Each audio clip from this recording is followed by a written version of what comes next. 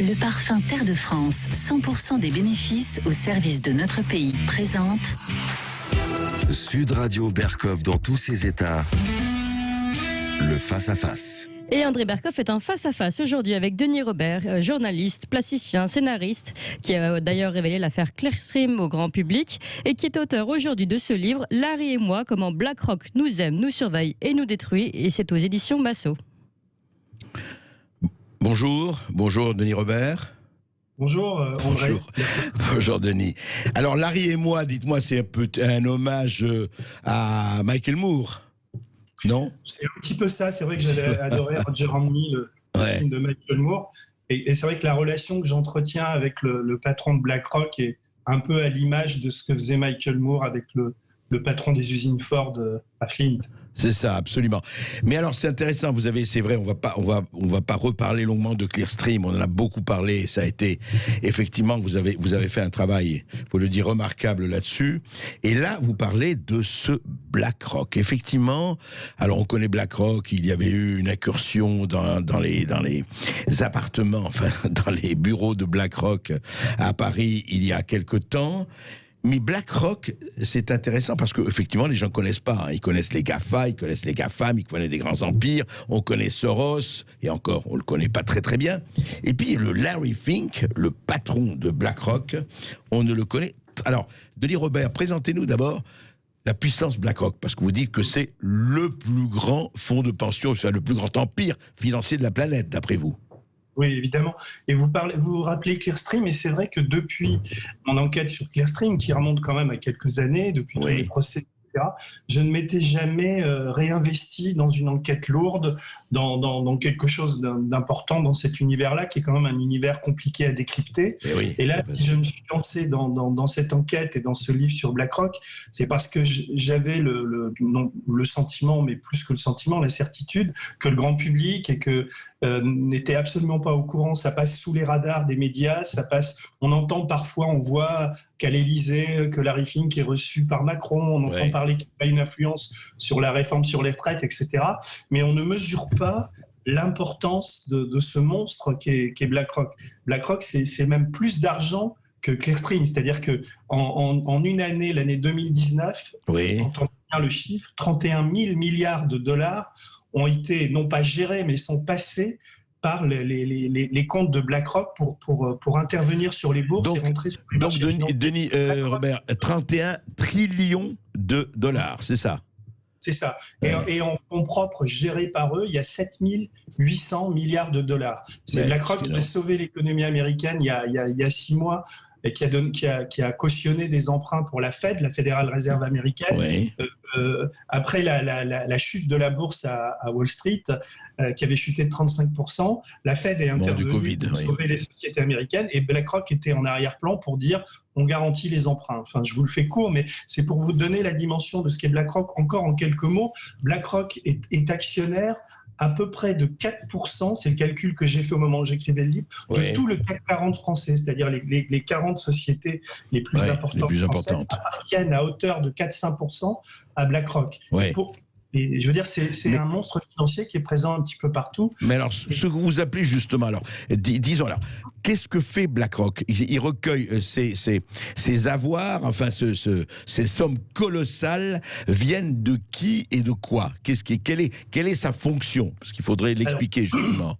Au départ, vous avez eu raison, c'est une société de capital investissement, c'est-à-dire qu'elle prend de l'argent et elle l'investit dans les bourses. C'est ça son rôle. Il est une sorte d'intermédiaire financier, on va dire.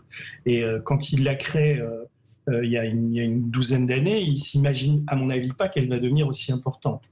Mais son rôle à elle, c'est d'être une sorte de conseiller financier au départ et de dire, voilà, votre argent, votre épargne... Vous voulez dire pour des entrepreneurs, pour des fortunes, etc. etc. Au départ, c'est les fonds de pension américains. C'est-à-dire tous les travailleurs américains. Si vous voulez, ça naît des réformes de Reagan qui, à un moment donné, a décidé que les entreprises américaines ne devaient plus financer les retraites de leurs salariés et qu'il fallait passer par la bourse. C'est le début on va dire, de la mondialisation financière. Et, enfin, on peut réfléchir à quand elle a démarré, mais à mon sens, elle a démarré là. Elle a démarré dans les années Reagan. Quand Reagan, évidemment pas lui-même, le vieux cow-boy, il n'avait pas l'intelligence pour imaginer tout ça, décide de privatiser en quelque sorte les retraites des Américains. Et on va se rendre compte d'ailleurs qu'au début, ça va flamber, et assez vite. Vous m'entendez toujours ? Tout à fait, on vous entend très bien. Oui. Non, parce que sur mon ordinateur, il y a eu un petit souci. Non, on vous entend très bien, Denis Robert. On va se rendre compte assez vite, c'est-à-dire qu'en quelques années, les retraités américains vont perdre 30% de leurs revenus. Et je me suis intéressé à Larry Fink et à BlackRock à un moment très précis. C'est-à-dire, j'avais vu un documentaire sur Arte qui en parlait, donc ça m'a mis la puce à l'oreille. Et puis, quand j'ai vu que Larry Fink était quand même le premier industriel banquier, mais industriel, a visité Macron après son élection, et que Macron, au sortir de l'Élysée, lui tapait la main sur l'épaule. Je dis, tiens, il y a anguille sous roche. Voilà, anguille financière sous roche. Et c'est sans doute, quoi qu'en dise l'État macronien, c'est sans doute le plus gros lobbyiste et la plus grosse zone d'influence pour la réforme des retraites qu'ont subi, enfin les tentatives de cet État qu'ont subi depuis quelques années maintenant. Oui, mais alors Denis Robert, je vous arrête tout de suite par rapport à la France. Nous, on n'est pas du tout encore, en tout cas ça viendra peut-être, dans la retraite par capitalisation. Je sais, vous en parlez très bien dans votre livre, les Américains, eux, ils sont complètement dedans. Nous, ça représente vraiment des broutilles encore, enfin aujourd'hui en tout cas. Pas pour les hauts revenus. Et on voit bien que quand on analyse les discours et quand on rentre en interne, quand on interroge des gens comme je l'ai fait, en ligne de mire, on va dire, il y a ça. Évidemment, dans le discours, on ne va pas dire qu'on va prendre l'argent des retraites et le placer en bourse, mais je vous parie, je ne sais pas ce que je peux parier avec vous, mais c'est ça. Votre prochain livre. Voilà, c'est ça. Non, mais vous voyez, c'est vraiment, d'ailleurs, c'est un terme qui revient souvent, la retraite par capitalisation, etc. Mais on voit bien déjà là, dans la réforme des retraites, les revenus au-dessus de 10 000 € par mois ne cotisent plus de la même manière qu'ils cotisaient avant à l'intérêt général et vont être placés en bourse. Donc, Larry Fink est un type, quand on gère autant d'argent que lui, on est tout de suite intéressé par les nouveaux marchés qui peuvent s'ouvrir. C'est pour ça qu'il vient en France. Il est venu, c'est une des révélations du livre, puisque j'ai relevé on va dire les compteurs de ces jets, puisqu'il a des jets privés quand il vient en France. J'ai des amis qui sont contrôleurs aériens, et il y a eu 7 voyages, voire 8, mais 7 tout sûr. De ces jets privés à lui, oui.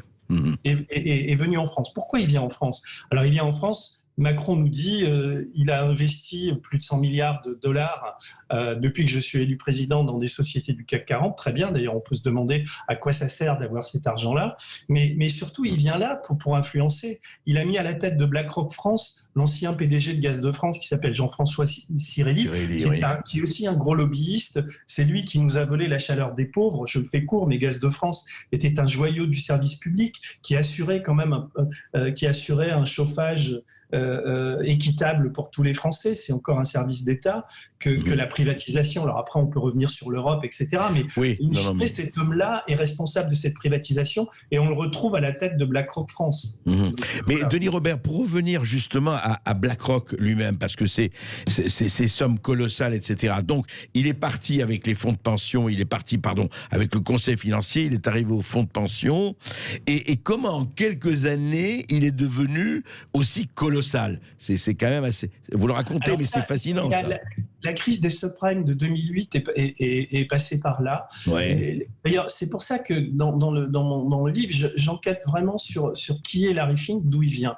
Et si vous me laissez 2 minutes, c'est intéressant par le profil du personnage, parce que c'est un personnage intéressant qui aujourd'hui passe pour un bon père de famille. Alors dans tous les papiers, dans la presse financière, on le décrit comme un type qui se lève à 6 heures du matin, qui travaille beaucoup, qui rentre le soir, embrasser sa femme avec qui il est marié depuis 40 ans, il bouffe des pancakes ensemble, il va skier à Aspen, il a une ferme à North Salem, il collectionne l'art populaire américain. Les gourdes, tout ça.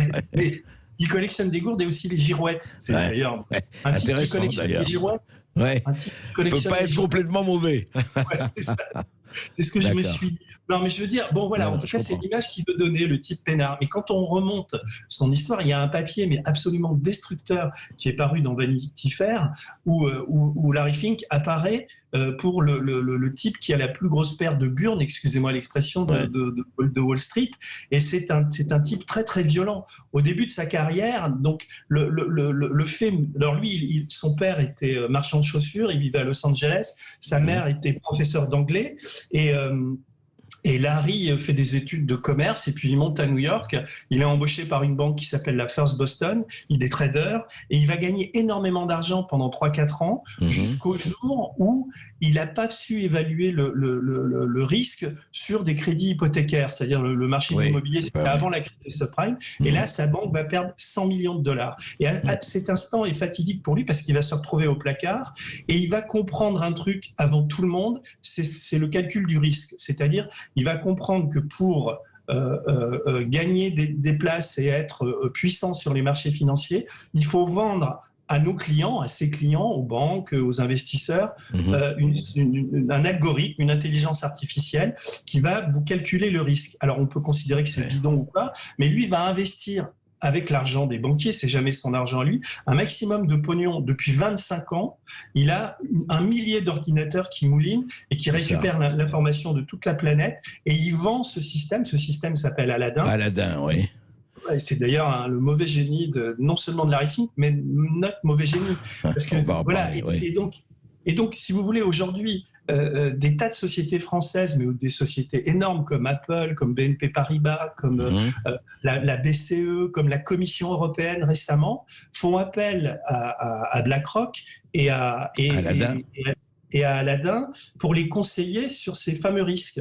Et donc, c'est un des paradoxes, parce qu'il y a plein d'histoires dans l'histoire, mais un des paradoxes, c'est que Larry Fink et BlackRock sont juges et parties. Il y a un conflit d'intérêts permanent, parce qu'ils sont à la fois conseillers et investisseurs. Denis Robert, restez avec nous, on a juste une pause, les informations, et on reprend tout de suite après. Ce passionnant BlackRock. Sud Radio Berkov dans tous ses états. Oui, avec Denis Robert, effectivement, on parle de Larry et moi, son livre sur BlackRock. BlackRock, cette espèce de... Je ne sais pas si on pourrait l'appeler un monstre, comme l'appelle Denis Robert. En tout cas, cet empire, chacun jugera en lisant le livre que je vous recommande.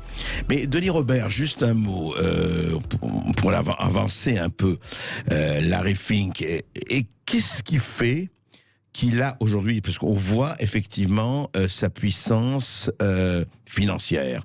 Mais est-ce que sa puissance politique ou son influence politique, parce que vous en parlez aussi, et c'est très important, est-ce qu'elle est à la mesure de sa colossale, non pas richesse, mais enfin puissance financière? Pourquoi je dis ça? Parce que récemment, on a vu, à propos de Trump, des élections américaines, on a vu la puissance des GAFA, qui ont pris parti. Encore une fois, on n'a pas jugé, c'est pas le problème pour Biden, et qui ont même censuré Trump. On a vu les auditions de Jack Dorsey de Twitter, et on a vu de Mark Zuckerberg. Est-ce que Larry Fink et BlackRock, aujourd'hui, jouent un rôle politique, au sens que vous connaissez, au sens large du terme, bien sûr? Et il joue un rôle très important. C'est-à-dire, je pense que c'est lui qui... et si vous lisez le livre, si vous allez sur Internet, vous faites des recherches, vous verrez que mon propos n'est pas exagéré. C'est vraiment lui qui tient les manettes, en tout cas, de Wall Street et de la puissance financière. Et alors, quand on étudie son parcours politique, lui, il se dit démocrate, mais il a toujours soutenu Trump dans toutes les réformes qui ont libéralisé les marchés. Tout ce qu'Obama avait mis en place en termes de régulation financière, Trump l'a détruit, et Larry Fink n'est pas intervenu là-dessus. Et là, récemment, dans le casting très serré des candidats au secrétariat du Trésor américain, là on sait, c'est Janet Yellen, l'ancienne présidente de la Fed, qui a récupéré le boulot, mais Larry Fink est dans la shortlist. Et j'ai ouï dire, enfin quand on lit, j'ai des amis aux États-Unis avec qui je parle, que c'est plutôt lui qui a refusé le boulot pour rester à BlackRock. Parce que secrétaire d'État au Trésor, c'est prestigieux, on a son nom dans les journaux, on passe à la télé, etc. Mais c'est plus important politiquement et économiquement d'être à la tête de BlackRock. Et lui, ayant fondé BlackRock, on ne voyait pas très bien, en tout cas au niveau de BlackRock, qui pourrait le remplacer. C'est vraiment l'homme omnipuissant indispensable, à la tête de BlackRock. Donc il est cet homme-là. Alors sur son profil aussi, il faut dire, c'est un type. Moi, donc, évidemment, quand il vient en France, il est tout gentil, il serre les louches, enfin, etc. Mais c'est un libertarien pur jus qui a tenu des propos très très puissants du genre un homme ne s'épanouit dans le travail, la retraite à 70 ans. Enfin, je cite très précisément des citations de Larry Fink. Alors évidemment, lui il dit, quand je vais en France, je suis français, quand je vais en Italie, je bouffe des pizzas, je suis italien, quand je vais en Espagne, etc. Donc c'est une sorte de caméléon, mais qui derrière a un sens du calcul incroyable. Je cite une anecdote qui est quand même, c'est d'ailleurs c'est sans doute un déclic pour moi pour l'écriture du livre. Ça figure dans un documentaire. Vous voyez à quoi je veux faire allusion, le court extrait dans une émission de la télévision américaine où Larry Fink, qui est quand même quelqu'un qui communique assez peu, il est invité dans une émission genre... Où il est avec Carl Icahn, c'est ça? Voilà. Oui, avec Carl Icahn. Ouais. Et Icahn, c'est quand même le Gordon Gekko d'Oliver Stone dans Wall Street. C'est un milliardaire qui possède sa fortune. Il est classé chez Forbes. Il a 17 milliards de dollars de fortune personnelle. Et Carl Icahn, c'est un libertarien lui aussi. Donc les deux types sont sur un divan, ils sont en confiance, ils se connaissent. Si vous voulez, Larry Fink est le patron du back-office, donc c'est grâce à des types comme Larry Fink que Carl Icahn a fait sa fortune, quoi. Et donc, à un moment donné, Icahn prend la parole et l'animateur, le BFM local, lui dit « Mais alors, comment vous voyez la situation financière du pays, etc. en ce moment ?» Et là, Icahn se lance dans un truc complètement inattendu. La télévision, quelle qu'elle soit, d'ailleurs, il y a des moments de grâce comme ça, où vous voyez à quel point l'information transparaît à travers un échange. Et là, il dit quoi, en résumé? Oui, il dit quoi? Alors, Icahn dit la finance aujourd'hui, c'est un bus en folie où Larry Fink est au volant et à côté de lui, il y a Janet, la patronne de la Fed, la fameuse Janet qui est devenue secrétaire d'État. Et Larry Fink prend le volant, il picole un peu, il chante. Derrière, il y a 50 types qui se pochetronnent, etc. et qui disent allez plus vite. Et le bus serpente dans une sorte de vallée sinueuse. Enfin, le type est très très insane, milliardaire. Et à un moment donné, Janet dit à Larry freine, on va avoir un accident. Et Larry dit on en a rien à foutre, on fonce, on est trop heureux, etc. Et à un moment donné, il fait une embardée et Icahn dit et le bus va tomber. Et vous savez sur quoi il va tomber?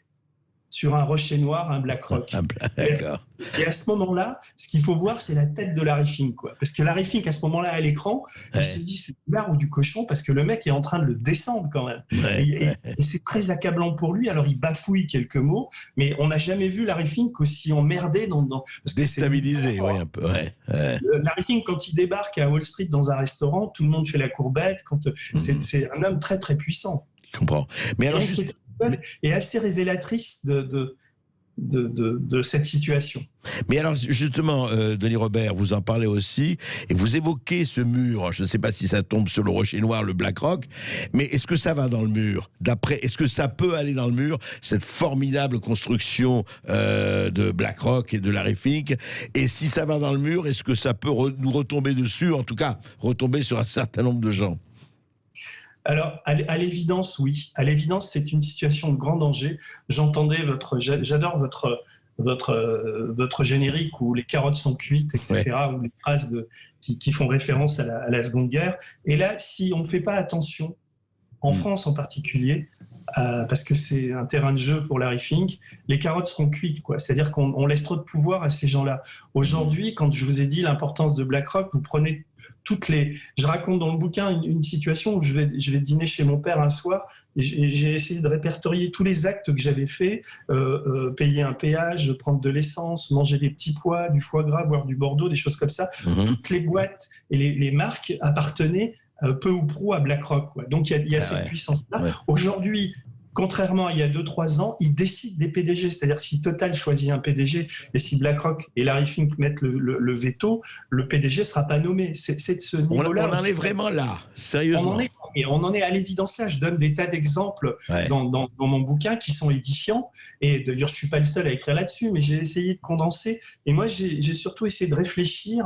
Ce n'est pas seulement un bouquin d'enquête, c'est un bouquin où j'essaie de réfléchir où justement où on va, où ça va, qu'est-ce qu'on peut faire pour empêcher ça. Et je vous cite simplement un exemple qui quand même illustre le danger absolument imminent qui nous guette. Et je suis absolument pas ni un complotiste, vous parlez de complotisme, ni un catastrophiste.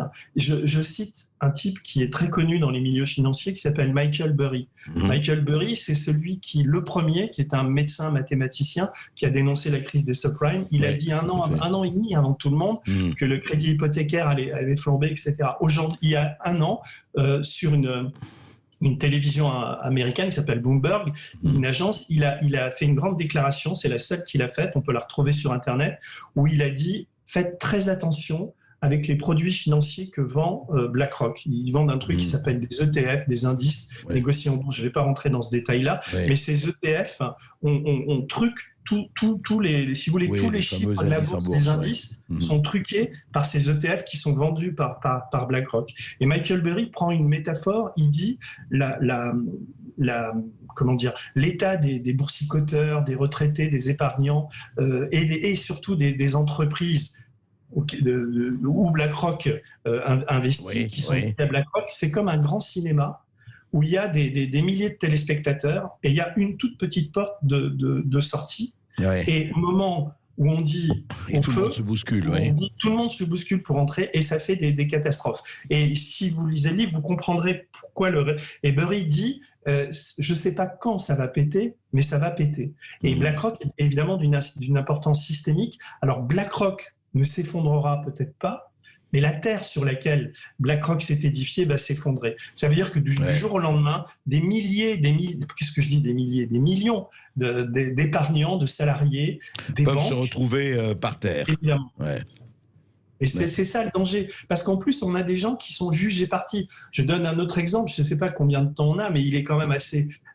Quand je vous disais tout à l'heure que BlackRock est jugé parti, je donne l'exemple de comme ils font du conseil, donc ils sont conseillers de plusieurs compagnies aériennes. Et si, par exemple, BlackRock apprend qu'une compagnie aérienne est au bord de la faillite, ça c'est sa première activité, dans la deuxième activité d'investisseur, va-t-il utiliser l'information selon laquelle une compagnie est au bord de la faillite? Il y a un conflit d'intérêts évident là-dedans, c'est clair. Et Larry Fink dit non, il y a une muraille de Chine entre nos deux activités. Ce qui est faux, on ne peut pas le croire sur parole. Il y a des enquêtes qui ont été faites sur lui, mais ils sont devenus tellement importants, tellement puissants, qu'ils sont too big to fail. Et qu'on les emmerde pas, quoi. C'est ça. Et puis ces murailles sont vraiment poreuses, on le sait. Denis Robert, on se retrouve après une petite pause. Restez encore quelques minutes avec nous. Nous prenons les auditeurs de Sud Radio. Je pense qu'ils auront des questions à vous poser. Exactement. Et pour être auditeur de Sud Radio et venir nous poser des questions, un seul numéro, 0826 300 300. Ne l'oubliez pas, vous pouvez poser des questions à Denis Robert et revenir aussi sur les autres sujets. L'analyse des eaux usées avec ces courbes qui nous montreraient qu'il n'y a pas de corrélation entre le confinement et la chute du virus. Et puis évidemment cette histoire à Sartrouville, suppression des bus de nuit alors que les bus sont brûlés. Est-ce que c'est vraiment la solution? On vous attend. Le parfum Terre de France, 100% des bénéfices au service de notre pays, présente Sud Radio Berkov dans tous ses états, midi 14h. André Berkov. Ici Sud Radio. Les Français parlent au français. Les carottes sont cuites.